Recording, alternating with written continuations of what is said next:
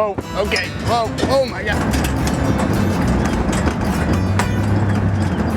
This is my homemade eFoil airplane.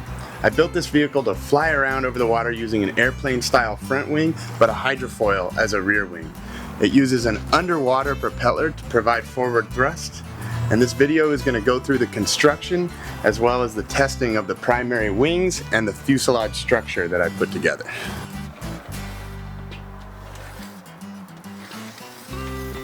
I started working on the wings by cutting out the profile of the airfoil and assembling a wing structure in foam.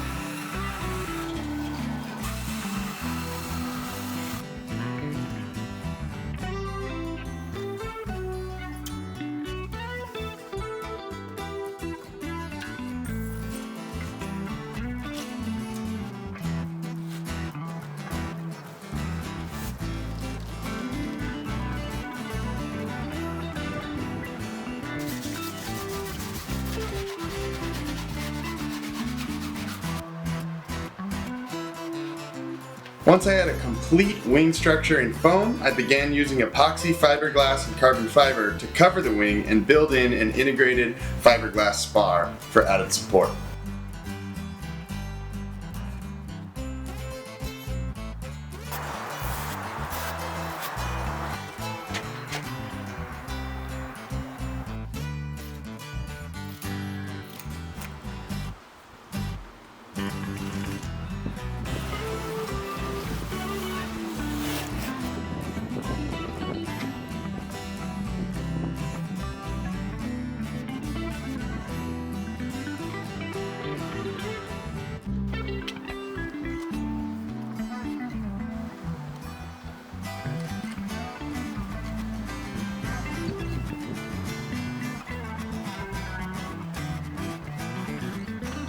I was building up the two wings in parallel, so there was quite a bit of repetitive work with composites before the wings were done.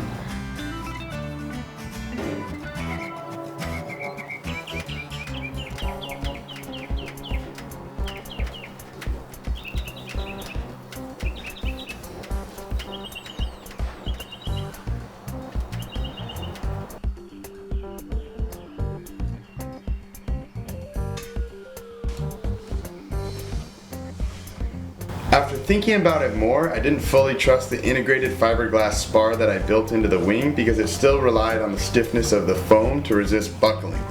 So I decided to add an additional spar made of a wooden dowel, and I drilled a hole using the dowel all the way through the wings, and I secured it to the ends of the wings using some wooden structures. So for the elevator aileron on each wing, there's going to be a sub wing that sits in here and acts as that elevator aileron, and it'll rotate about a point in the middle here, and I'll use a cable and an attachment point on a little lever arm in order to actuate that. And I don't really trust the styrofoam to be able to hold up to a smaller shaft without just cheering out, so I think I'm going to construct this out of wood and metal, just because I think I'll be able to make it a lot more robust to that torsion that's going to be happening about the rotational axis.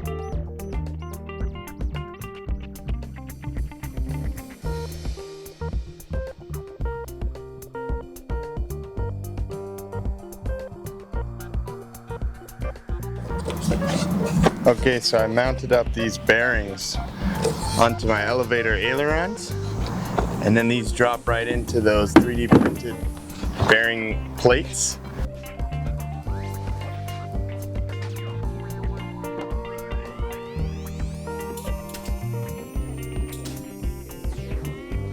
Once I had the wings for the most part completed, I started notch cutting and TIG welding aluminum tubing for the structure of the vehicle. That ended up being pretty straightforward, and once I had that structure welded together, I was able to start attaching the wings to the structure.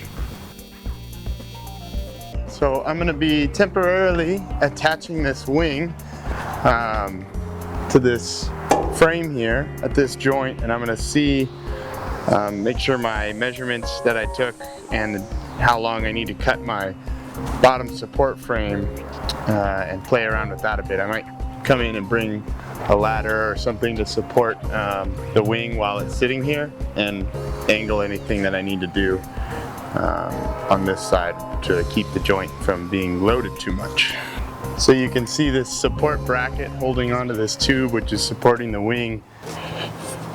First thing I'm definitely noticing is a lack of stability of this entire welded sub-assembly in tying back there. So I am definitely going to need another support to add some stability against this torsion. That is a long beam out there.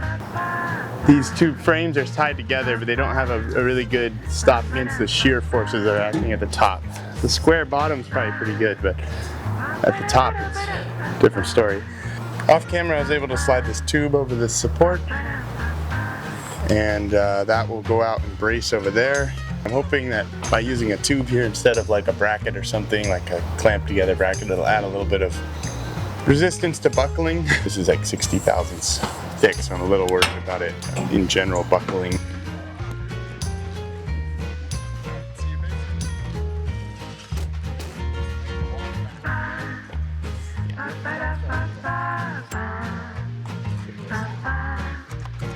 So I was able to put both wings onto the fuselage structure. I don't have the aileron elevators on there yet, but it's looking pretty good. It's very rigid and very sturdy, so I'm feeling pretty good about the structural integrity of it.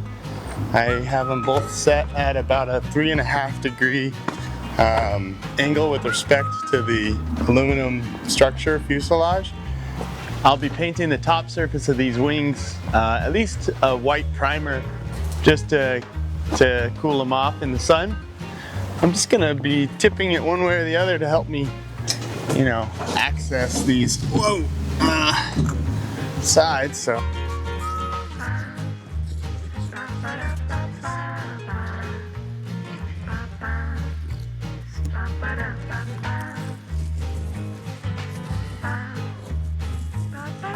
So I got one of the cable assemblies hooked up on the aileron elevator thing, and so now I can actuate that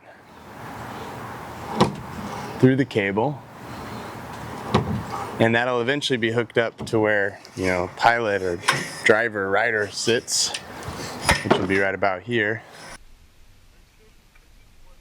So I gave each of the subcomponents of the wings a paint job and loaded it up on the trailer, and it was time to go do initial testing.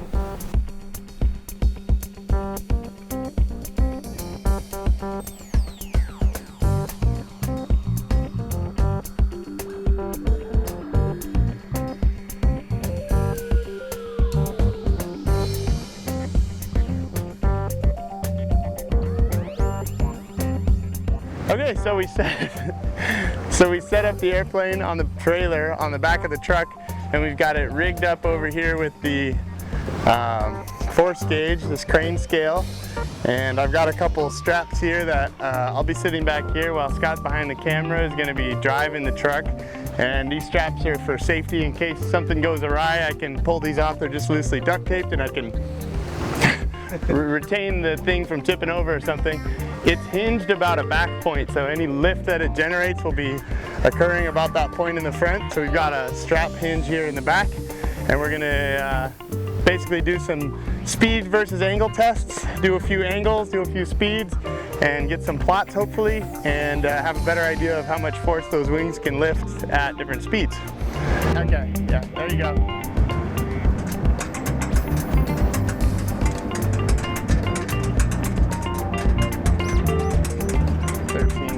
Okay, okay. Whoa, okay, whoa, oh my God.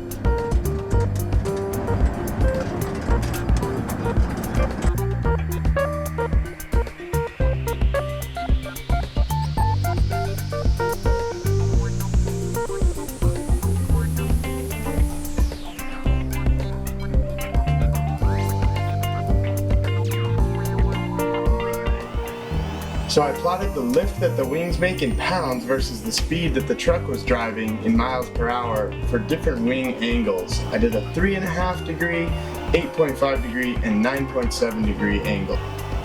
These figures include the force that it takes to overcome the weight of the structure and the wings themselves. So this is the total lift that those wings make, not the net lift. I wanted to check that the wing testing results matched the expected performance, so I ran some CFD to analyze the performance of those wings.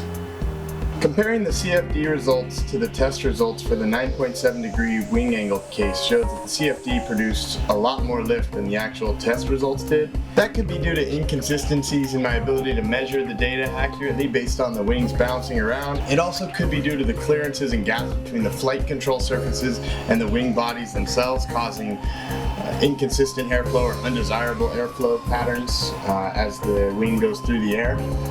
Overall, I still think that the test data that I've recorded should be a sufficient amount of lift so long as I can get enough speed with my underwater propeller. Thanks for watching. In the next video, I'll be finishing the assembly of the flight control surfaces, the pontoons, the hydrofoil, the underwater propulsion, and I'll be testing it out on the water. Stay tuned for that, and if you like this type of video, subscribe. I'll be showing similar projects to this in the future.